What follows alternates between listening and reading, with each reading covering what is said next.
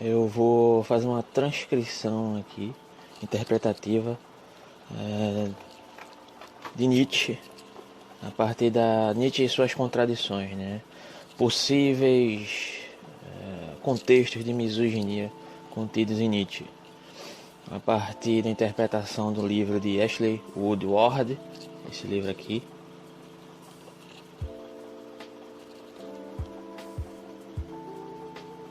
Nietzscheanismo. Esse livro vem por levantar algumas questões, algumas relações do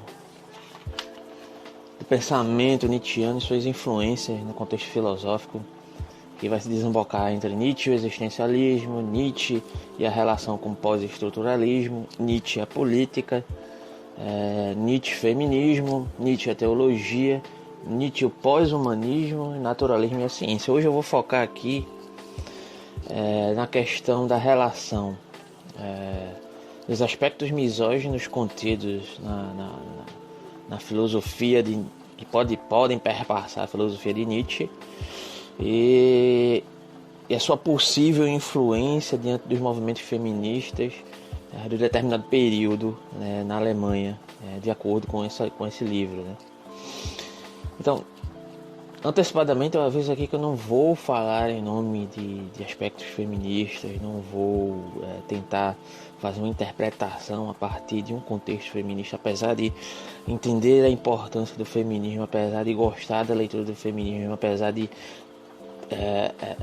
ter um certo aprofundamento nesse contexto. Eu não vou tomar a palavra enquanto intérprete do feminismo aqui, porque eu acho isso extremamente complicado, por vários motivos, e não vou fazer isso, certo? Então a questão aqui é tratar dessa possível contradição que há na filosofia nietzschiana, diante do contexto de sua misoginia evidente e como pode um misógino influenciar movimentos feministas, né?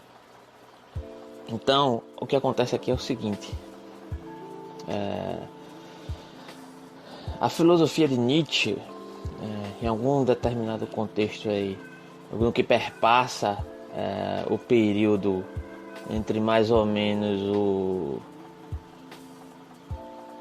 a passagem do século XIX para o século XX, certo? Na Alemanha, vai haver uma discussão, certo? Sobre isso, sobre as possibilidades que existem dessa influência de um movimento feminista na filosofia nietzschiana, uma possibilidade de emancipação a partir dos conceitos nietzschianos, a partir da filosofia nietzschiana, apesar de alguns críticos e críticas interpretarem que a sua filosofia, de um modo geral, ela está permeada de direcionamentos que reproduzem uma certa exclusão de gênero, que se direciona exclusivamente à figura do homem.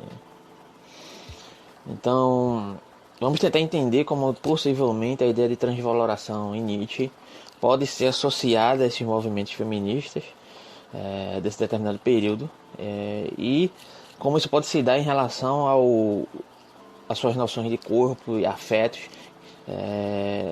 e suas críticas radicais à natureza humana podem ser associadas integradas a esses determinados movimentos feministas.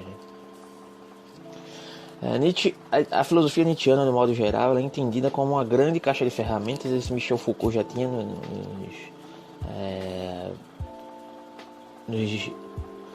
nos direcionado a esse tipo de compreensão sobre a filosofia de Nietzsche, né? Então aqui nós vamos pontuar primeiramente os pontos evidentes que perpassam os apontamentos evidentes, né, misóginos, algumas menções, né? Agora aqui eu vou fazer algumas citações, né? Você vai ter com as mulheres, não se esqueça do chicote. Que perigoso, insinuante, subterrâneo, bichinho de rapina, e tão agradável. Além disso, a mulher é indizivelmente mais malvada que o homem, também mais sagaz. A bondade na mulher é já uma forma de degeneração. et homo. Outra citação. Foi ouvida a minha resposta à questão de como se cura, se redime uma mulher, fazendo-lhe um filho. A mulher necessita de filhos. O homem é sempre somente um meio. Assim falava Zaratustra. E também contido em Et Homo, porque escrevo livros tão bons. Uma mulher quer ser mãe, e se ela não o deseja, ainda que possa, então ela pertence, como regra geral, a uma prisão. Nota publicada de 1885, citada por Dietz. Quando a mulher tem inclinações eruditas, geralmente há algo de errado com a sua sexualidade. Emancipação da mulher. Isto é o ódio instintivo da mulher que não vinga, ou seja, não procria, a mulher que vingou. Entre outras citações aqui de Nietzsche que vão desembocar, que vão compreender essa misoginia evidente na filosofia nietzschiana, né? Diante disso, como é possível necessariamente um filósofo misógino influenciar movimentos feministas nesse período, né? Então, de acordo com um comentador aqui chamado Kaufmann, diante desse bombardeio de misoginia, e aqui eu estou fazendo a citação direta da pior espécie, uma das estratégias utilizadas por alguns comentadores tentar driblar essa misoginia contida em Nietzsche, é afirmar que esses textos são textos isolados, textos dispersos, que se perdem diante da grandiosidade da filosofia de Nietzsche, né? Será que isso é verossímil? Será que isso é correto fazer essa afirmação? Vamos ver logo mais na frente, né?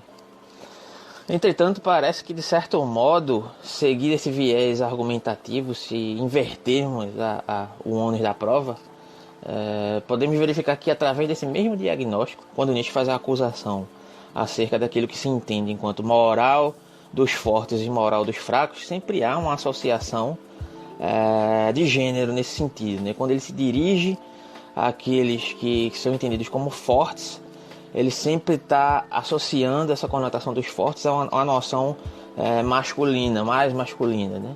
E sempre ao que tange a moral dos fracos, ele se dirige como algo que está ligado a uma noção de associação ao gênero feminino, como ele faz referente aos dizeres diretamente aos cristãos, e isso está contido lá em O Anticristo, né? Quando ele se refere aos cristãos, em algum ponto de O Anticristo ele se refere como afeminados, então parece que não é só não são só algumas citações isoladas que estão contidas aí nessa abordagem da filosofia nietzschiana. Parece que é algo que, de certo modo, está contido na filosofia de Nietzsche, está por trás de alguns pressupostos da filosofia nietzschiana do modo geral, né? Então, outra situação agora uma comentadora nietzschiana,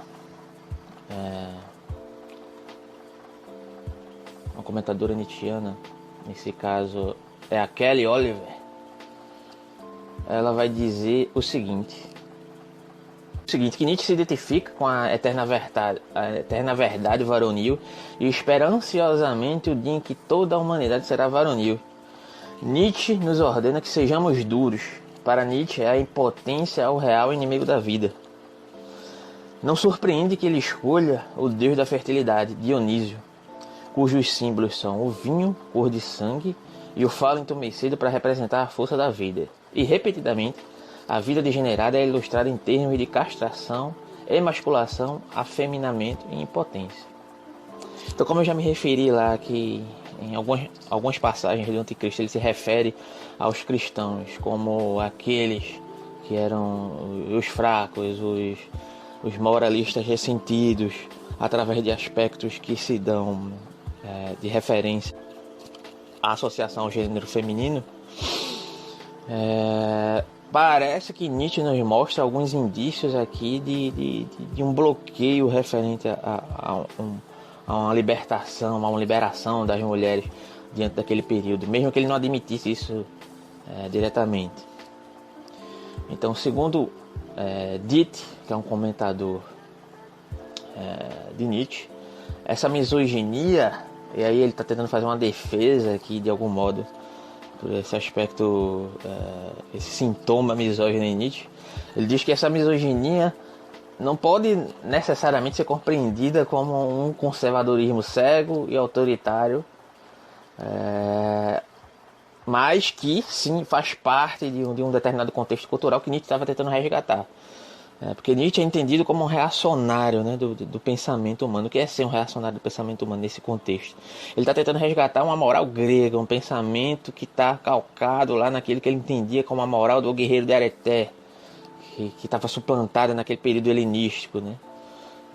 Então, para justificar, ou para tentar justificar aqui esse contexto misógino, esse comentador tenta suplantar isso em um resgate dessa cultura que Nietzsche tenta resgatar como a moral dos fortes e algo que precisa ser, de certa maneira, vai representar posteriormente o terceiro momento da transvaloração de Nietzsche.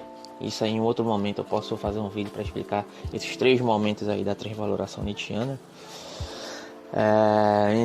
Então esse resgate dessa moral vai automaticamente, de certo modo, representar,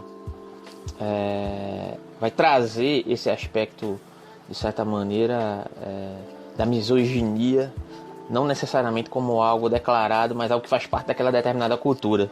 Isso é a tentativa de justificativa desse comentador, né? Não sei se eu concordo muito com isso aqui, né? Mas enfim. Mas as contradições da filosofia de Nietzsche, elas não param por aí. Elas novamente ressurgem, na verdade, através de alguns aspectos relacionados à sua vida pessoal. Não que isso justifique os seus escritos misóginos e evidentes, mas as suas relações com as mulheres de sua época, as mulheres que eram ditas como emancipadas, mulheres que eram entendidas como mulheres, entre aspas, liberais, no sentido de serem independentes, não no sentido liberal como entendemos atualmente, né? Mas enfim, tem algumas citações aqui dessas mulheres que conviveram com Nietzsche, que vai nos dar uma ideia mais ou menos de como se dá essa contradição sobre aquilo que Nietzsche escrevia e sua própria vida pessoal. Não que novamente eu vou fazer questão aqui de tocar nesse aspecto, não que isso vá justificar a misoginia de Nietzsche, né? Mas aqui eu quero evidenciar uma questão que se dá por verificar, né, mais um aspecto de contradição na filosofia de Nietzsche. Nietzsche era amplamente conhecido pelas mulheres as quais convivia como um doce homem, como escreveu Dite. O homem da dinamite, como ele mesmo descreveu, o próprio Dite descreveu acerca como, na verdade, como Nietzsche foi descrito por uma sua amiga judia chamada Helen Zimmer, não era nada menos do que um cavalheiro, ou seja, uma amiga pessoal dele descreveu como alguém que não se manifestava de uma maneira grosseira referente às mulheres, mas isso também não justifica seus escritos, né? Porque seus escritos misóginos, porque muitas vezes as piores violências podem ser proferidas pelo mais inofensivo dos homens em comportamentos sociais, então também não justifica. Mas não só os seus discursos destemperados referentes às mulheres, segundo elas mesmas, não condiziam com suas atitudes, o que mais uma vez eu vou ressaltar que não justifica seus ataques textuais à figura da mulher. Como um dos aspectos, ele escreveu em contraponto, em se opondo à educação superior e emancipação das mulheres. Na sua vida social, ele voltou a favor da emancipação das mulheres nesse contexto, né? Adorava estar em companhia dessas mesmas mulheres emancipadas que ele, por vezes, criticava em seus textos. A própria Zimmer, uma de suas tradutoras para o inglês, e também sua amiga pessoal, que já foi comentado anteriormente aqui, que fez a sua relação aqui de Nietzsche como um homem doce, comentou a respeito da sua relação com o próprio indivíduo, fazendo um paralelo, até ironizando ele, quando ele cita ali em cima que para ter com uma mulher, para dialogar com uma mulher, é necessário estar de posse do chicote. ela ironiza, né? Certamente ele não usou o famoso chicote. Então, esse comportamento dúbio de Nietzsche referente a aquilo que ele escreve e o modo que ele se comportava socialmente, segundo alguns convivas do mesmo, se devia ao fruto de sua imaturidade e dificuldade de lidar com as mulheres, talvez. E alguns supunham que isso fosse se esvair durante seu período de amadurecimento, durante sua vida, algo que supostamente nunca ocorreu, né? Pelo menos como podemos verificar. Então, outro aspecto importante sobre as obras do mesmo estão contidos e contraditórios, estão contidos em outros trechos que eu vou citar aqui também, né? Em qual ele tece alguns elogios às mulheres. E aí eu vou fazer as citações. Cito Nietzsche. Todas as coisas das quais o cristianismo verte a sua insondável vulgaridade, a procriação, por exemplo, a mulher, o matrimônio, são aí tratados seriamente com reverência, com amor e confiança. Não conheço livro em que se dizem tantas coisas delicadas e gentis às mulheres como no Código de Manu. Esses velhuscos e santos têm um modo de serem amáveis com as mulheres, que talvez não tenha sido superado. Outro trecho. A boca de uma mulher, o busto de uma garota, a oração de uma criança, a fumaça do sacrifício são sempre puros. Outro trecho. Nada existe mais puro que a luz do sol, a sombra de uma vaca, o ar, a água, o fogo e o respirar de uma garota. E outra passagem. Talvez uma mentira sagrada. Todas as aberturas do corpo acima do umbigo são puras, todas abaixo impuras. Apenas na garota o corpo inteiro é puro. O que se torna aqui demasiadamente interessante nessas nuances do pensamento do autor é a capacidade e a possibilidade que Nietzsche tem de atrair o movimento feminista deste período, pelo menos, mesmo com inúmeras declarações misóginas aí, dentro do contexto da sua filosofia, né? E aí o que se deve a isso? Como que um misógino pode ser apropriado por vários movimentos feministas daquele determinado período?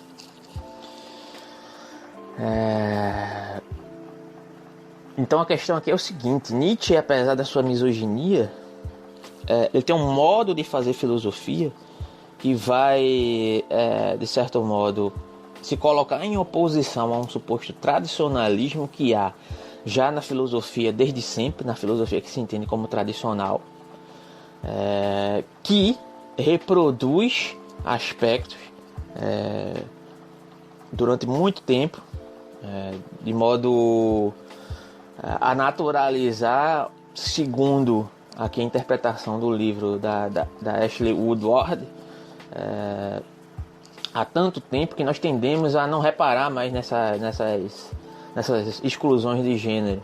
E o pensamento de Nietzsche, quando se coloca como um pensamento, pelo menos nessa ambientação, e quando surge como um pensamento antagônico ao pensamento academicista predominante, e aquilo que se considerava a filosofia oficial, a interpretação da filosofia oficial, ele vai dar margem, de certa forma, uma margem teórica para que os movimentos feministas se apropriem e utilizem da força da sua filosofia para poder criticar esses pensamentos considerados as filosofias oficiais regradas na academia, né, que se pretendem como necessariamente, predominantemente, que se referem à questão de gênero de maneira dúbia e de maneira pejorativa referente ao gênero feminino, né? Um desses é Platão. Apesar de o próprio Nietzsche ainda assim manter esses aspectos de considerações pejorativas referente ao gênero devido às suas próprias influências dessa filosofia tradicional, né? E também de seu contexto cultural e também das suas escolhas pessoais. A gente não pode, de certa maneira, esquecer isso também. Então, por exemplo, a filosofia platônica, né, uma delas, né, que Nietzsche vai ser um antagonista ferrenho da filosofia platônica. Claramente, a filosofia platônica claramente tem um desprezo pelo feminino, no qual ele associa, Platão associa o mundo das ideias a algo que deve ser contemplado e buscado. E o mundo das ideias aqui é associado a uma noção masculina. E o mundo sensível, que ocupa o lugar secundário e digno de desprezo, Platão associa ao feminino, algo que deve ser não cultuado, em certa medida evitado, né? Assim como em A República, quando Platão ressurge a sua ideia de reminiscência a partir de uma noção de punição que está contida na influência do pensamento órfico na filosofia platônica, da religião órfica ou do mito órfico, como você preferir chamar, mas que influencia a filosofia platônica. Platão vai dizer que o indivíduo para o qual foi designado a um determinado fim e não exerce a sua virtude de uma maneira que possa ser considerada que tenda para o seu bem, que tenda para a sua determinada finalidade, a qual vai resgatar aquela ideia lá da alma de ouro, alma de prata e alma de bronze. Posteriormente eu posso explicar, mas aí você, para entender isso, você pode buscar entender a ideia de reminiscência em Platão, certo? E aí eu recomendo que verifique 2 livros, A República, eu não lembro exatamente qual é o livro da República, mas depois eu coloco aqui, porque eu vou postar esse vídeo no YouTube, e aí eu vou editar e eu coloco ali as referências lá, A República e o próprio Timeu, para você verificar essa ideia de reminiscência. Então, o indivíduo que não segue esses parâmetros que tem ao seu fim a sua determinada finalidade, ele que não vive bem, segundo a filosofia platônica, ele tende a ser punido. E ao ressurgir no mundo da vida, porque Platão vai trabalhar uma determinada ideia que está ligada a uma noção que pode ser entendida como uma suposta ideia de reencarnação, mas não é exatamente isso, mas é um retorno da alma ao mundo sensível.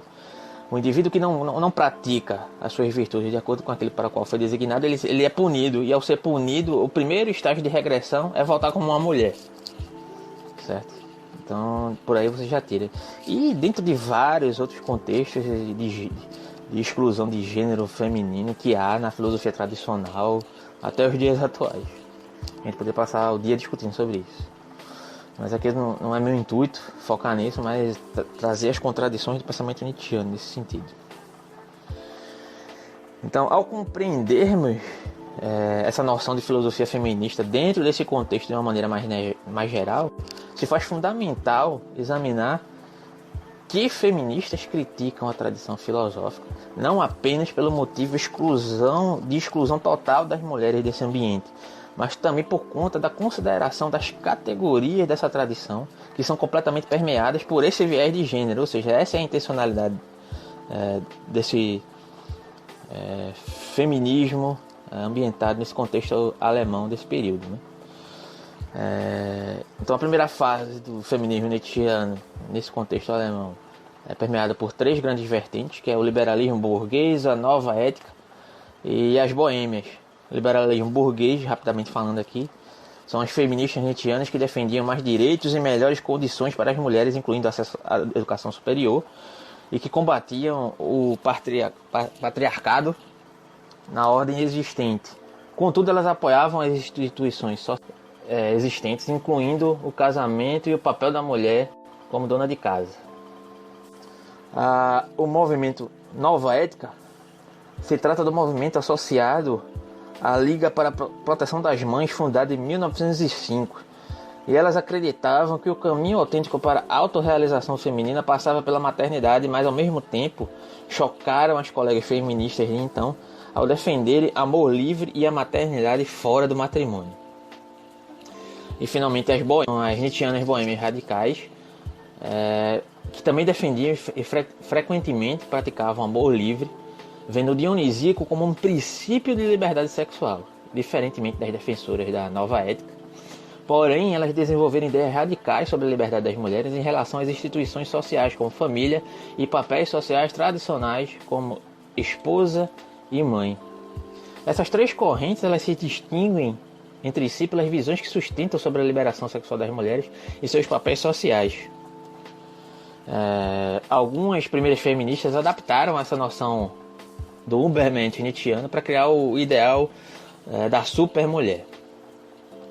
Dentre alguns principais nomes desse feminismo nietzschiano, podemos contar com alguns nomes como Lily Brown, Ellen Stoker Hedwig Dunn, Mary Wigman e Isadora Duncan. O livro é ambientado a partir de um diálogo da autora, da organizadora desse livro, Ashley Woodman, com algumas intérpretes e filósofas que se debruçam sobre o trabalho de Nietzsche. Mostraremos aqui a conclusão de 3 pensadoras sobre uma noção geral, para poder concluir aqui o nosso pensamento, né?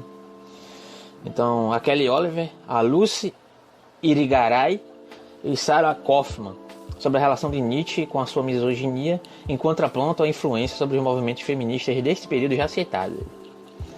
A Kaufman justifica que no transitar de suas obras, Nietzsche não faz apenas uma única associação da imagem da mulher, mas inúmeras, como por exemplo no contraponto que faz a Circe e a Balbo.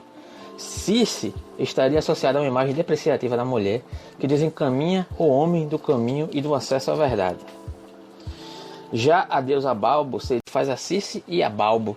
Circe estaria associada a uma imagem depreciativa da mulher, que desencaminha o homem do caminho e do acesso à verdade.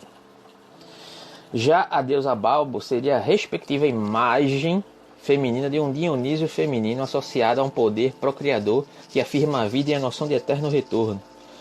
Balbo afirmaria o perspectivismo por meio de seus véus que apenas escondem novos véus, ou seja, a Kaufman, ela entende aqui aspectos positivos e aspectos negativos na filosofia nietzschiana que podem ser apropriados para o livre escolha a partir do feminismo que pode colaborar.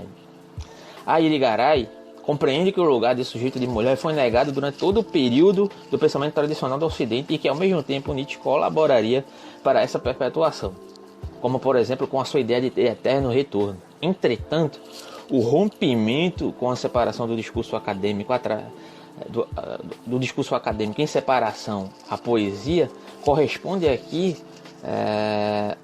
que corresponderiam aqui nesse contexto sucessivamente ao discurso masculino e feminino, ou seja, o discurso acadêmico como o discurso masculino predominante e a poesia associado ao feminino,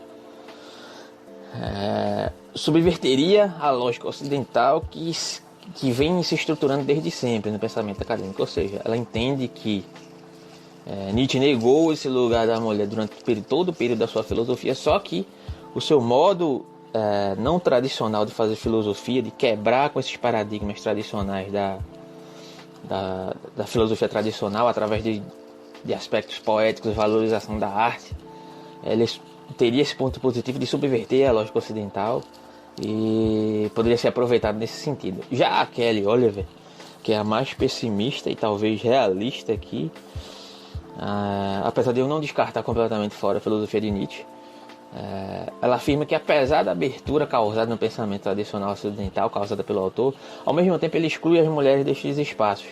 Mesmo que Nietzsche valorize o corpo, se trata de um corpo necessariamente masculino.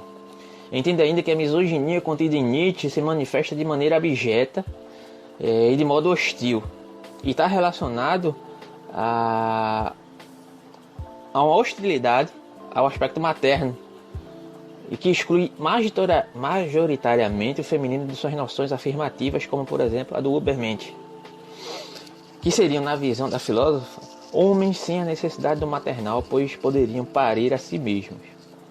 E aí após a conclusão dessas autoras, o que é que eu concluo disso? Eu concluo que sim, a filosofia nietzschiana está perpassada de misoginia e possivelmente a própria filosofia, o próprio aspecto filosófico, teórico-filosófico dos seus conceitos está perpassado também por um tradicionalismo e por um enviesamento de gênero.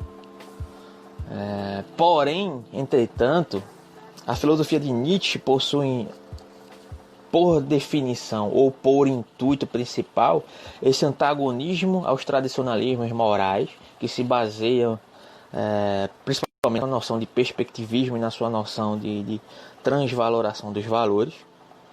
E aí, posteriormente, eu posso fazer um vídeo só para explicar esses dois conceitos aqui, pelo menos minimamente, para que vocês possam se contextualizar aqui no que eu estou falando.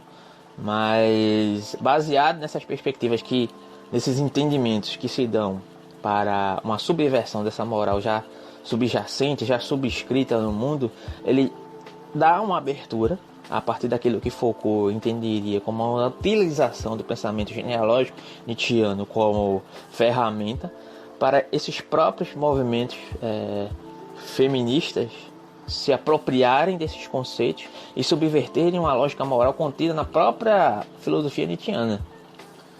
Porém, não há de se negar que há realmente esse aspecto misógino na filosofia nietzschiana que está contaminado através de seus conceitos de um modo geral, né?